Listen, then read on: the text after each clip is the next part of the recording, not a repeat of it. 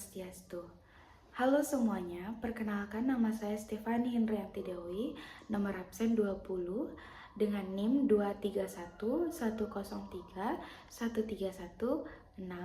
dari kelas B1 Denpasar, Universitas Hindu Negeri Igusti Bagus Sugriwa Denpasar. Kali ini saya akan memaparkan mengenai strategi pembelajaran, diskusi, tanya jawab, dan suratik questioning dari pembelajaran matematika SD dengan materi pecahan sederhana. Baik, sebelum ke inti videonya, izinkan saya untuk menjelaskan terlebih dahulu apa itu strategi pembelajaran tanya jawab, diskusi, dan Socratic questioning. Yang pertama, strategi tanya jawab. Strategi tanya jawab adalah cara guru mengajar dengan mengajukan pertanyaan kepada siswa dan memberikan siswa kesempatan untuk menjawab pertanyaan apa yang dilontarkan oleh guru tersebut. Tujuan dari strategi tanya jawab ini agar siswa aktif berpikir kritis dan tidak hanya mendengarkan dari penjelasan guru saja. Adapun ciri-cirinya yaitu yang pertama, guru memancing perhatian siswa dengan pertanyaan. Lalu siswa dilatih menjawab dan mengemukakan pendapat mereka masing-masing. Dan terjadilah komunikasi dua arah antara guru dan juga siswa. Yang kedua ada strategi diskusi. Strategi diskusi ini adalah kegiatan belajar di mana siswa saling bertukar pikiran atau pendapat untuk memecahkan masalah atau memahami suatu konsep secara bersama-sama. Dengan tujuan melatih kemampuan berpikir kritis dan kerjasama dan menghargai pendapat orang lain, lalu membiasakan siswa untuk menyampaikan ide mereka masing-masing. Yang ketiga yaitu strategi Socratic questioning.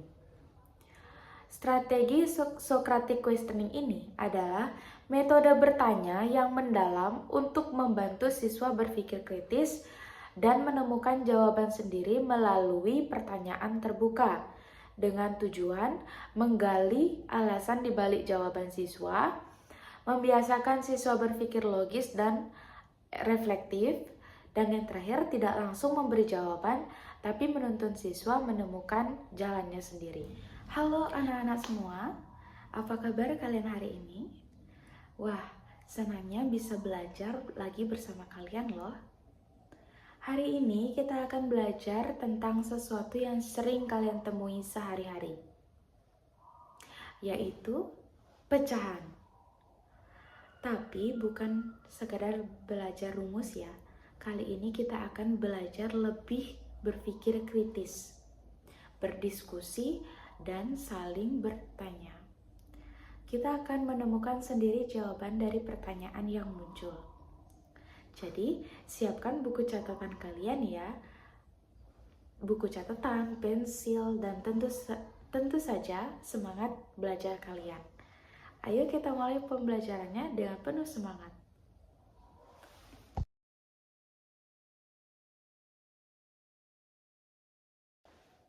Coba kalian bayangkan, kalian sedang berulang tahun nih. Lalu, kalian membawa pizza besar ke sekolah kalian. Dan kalian ingin berbagi pizza tersebut dengan teman-teman kalian. Lalu, kalau pizzanya kamu potong menjadi 2 bagian yang sama besar, lalu kamu berikan 1 potong kepada temanmu, berapa bagian yang kamu miliki? Ada yang tahu? Ya, benar. Kamu mempunyai 1 dari 2 bagian. Dalam matematika bisa ditulis 1/2. Kalau kuemu atau pizzamu kamu bagi menjadi 4 bagian sama besar. Dan kamu ambil 1 potong saja. Kamu punya 1/4 bagian kue. Nah, disinilah kita mulai memahami bahwa pecahan menunjukkan bagian dari keseluruhannya.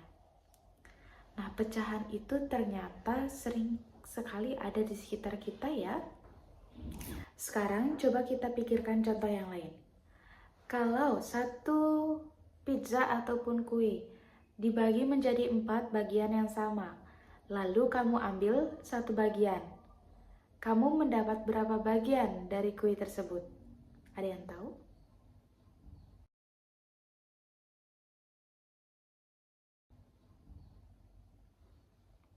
Ya, benar sekali. Kalian mendapatkan 1/4 bagian kue. Kenapa disebut 1/4?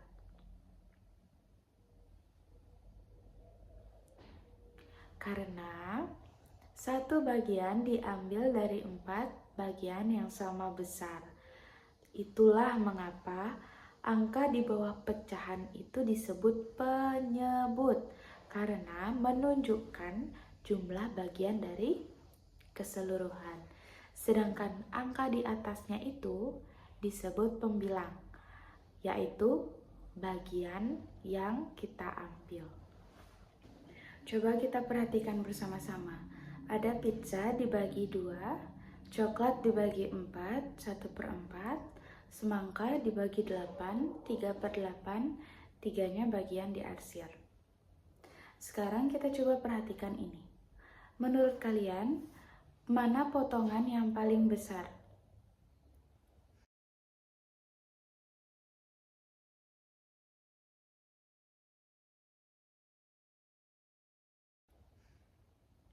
Ya, benar sekali.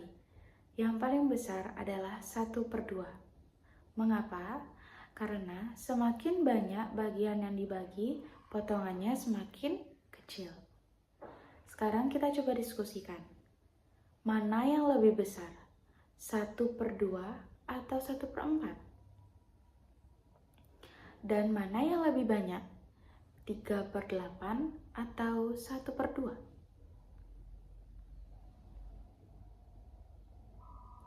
Ya, kalian sudah mulai memahami bahwa untuk membandingkan pecahan, kita harus melihat penyebutnya. Semakin besar penyebutnya, artinya semakin banyak potongan dan semakin kecil pula ukuran tiap potongannya.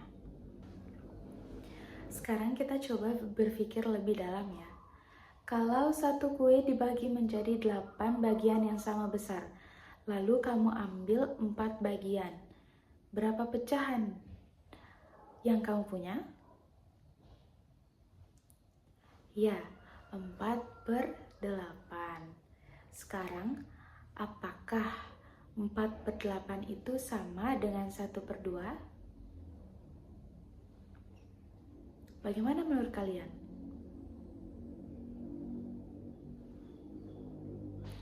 Ya, benar. 4/8 sama dengan 1/2.